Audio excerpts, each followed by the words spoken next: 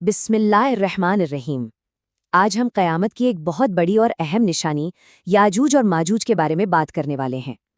हमारा ये विश्लेषण पूरी तरह से इस्लामी मजहबी किताबों और मुस्तनद रिवायतों पर आधारित है, ताकि हम अफसानों से हटकर हकीकत को समझ सकें। तो देखिए, आज हम क्या क्या समझने वाले हैं। सबसे पहले हम हकीकत और अफसानों के फ़र्क को जानेंगे। फिर हम उनकी असल नस्ल और जड़ों को तलाशेंगे। उसके बाद उनके ज़ाहिर होने की जो पेशीन गोई है उसे समझेंगे। और आखिर में हम क़यामत की एक बड़ी निशानी के तौर पर उनके किरदार और उनके अंजाम पर बात करेंगे। तो सबसे पहले इसी सवाल से शुरू करते हैं। याजूज और माजूज के बारे में जो बातें मशहूर हैं, उनमें कितनी हकीकत है और कितना अफसाना। चलिए पहले आम गलतफहमियों को दूर करते हैं। तो सबसे बुनियादी सवाल यही है कि आखिर ये याजूज और माजूज हैं कौन? क्या ये कोई अजीबोगरीब मखलूक हैं या कुछ और? चलिए इस सवाल का जवाब ढूंढते हैं। अब देखिए, यहाँ दो बिल्कुल अलग अलग तस्वीरें सामने आती हैं। एक तरफ हैं वो लोक कथाएं और सुनी सुनाई बातें, जैसे कि वो कोई दीवार चाटते हैं या उनका कद बहुत छोटा है। लेकिन दूसरी तरफ जब हम उलमा और इस्लामी किताबों की तरफ रुजू करते हैं तो हकीकत बिल्कुल अलग नजर आती है। वो बताते हैं कि ये एक इंसानी नस्ल है और हज़रत नूह अलैहिस्सलाम की औलाद में से हैं। तो चलिए अब इस बात को और गहराई से समझते हैं कि वो एक इंसानी नस्ल कैसे हैं। इसके लिए हमें तारीख और पाक किताबों में उनकी जड़ों को तलाशना होगा। तो जब हम इनकी जड़ों को तलाशते हैं तो बात पहुंचती है हज़रत नूह अलैहिस्सलाम तक। तारीखी और दीनी दोनों रिवायतों के मुताबिक याजूज और माजूज हज़रत नूह के तीसरे बेटे याफिस की नस्ल से हैं, जिनकी औलादें बाद में दुनिया के अलग अलग हिस्सों में फैल गईं।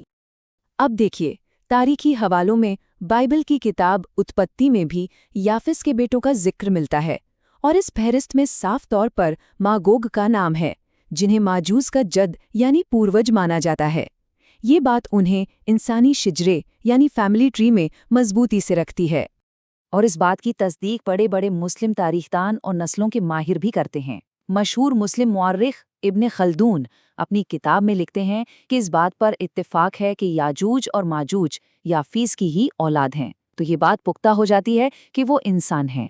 अच्छा, तो अब जब ये साफ हो गया कि वो एक इंसानी नस्ल हैं, तो कुरान और हदीस में उनके खुरूज या खुलने का जो जिक्र है, उसका क्या मतलब है? क्या इसका मतलब किसी एक दिन अचानक से निकल आना है या कुछ और? पुराने पाक की सूरे अल अंबिया की ये आयत बताती है कि एक वक्त आएगा जब याजूज और माजूज को खोल दिया जाएगा और वो दुनिया में हर तरफ फैल जाएंगे।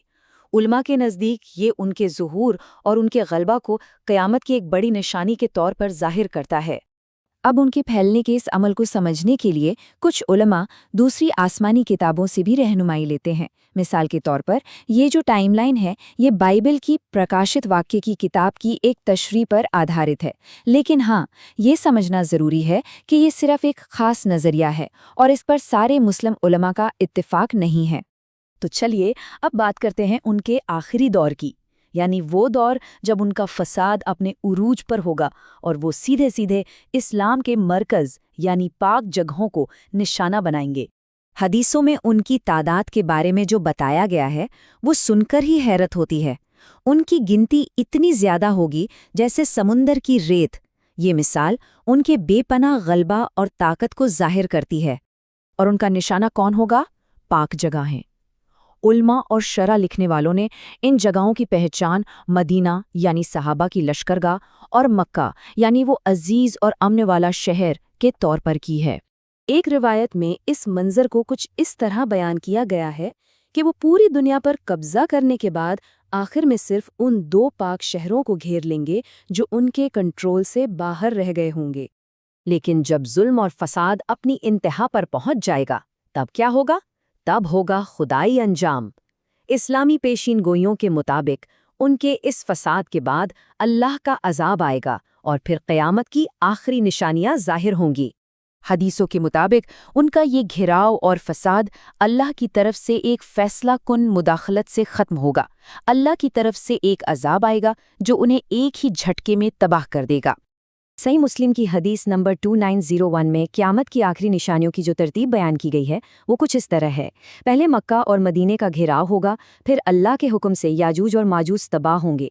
इसके बाद यमन के शहर अदन से एक आग निकलेगी जो लोगों को मैदान हश्र की तरफ हाँकेगी, और यही क़यामत से पहले की बिल्कुल आखिरी निशानी होगी। तो ये सारी बातें जानने के बाद एक सवाल जहन में आता है, क्या याजूज और माजूज के ज़ुहूर का अमल एक तारीखी हकीकत है जिसे हम देख रहे हैं? क्या ये पेशीन गोई पूरी हो चुकी है या इसका सबसे अहम हिस्सा अभी आना बाकी है? ये एक ऐसा सवाल है जो हमें अपने दौर और आने वाले वक्त को समझने के लिए सोचने पर मजबूर करता है।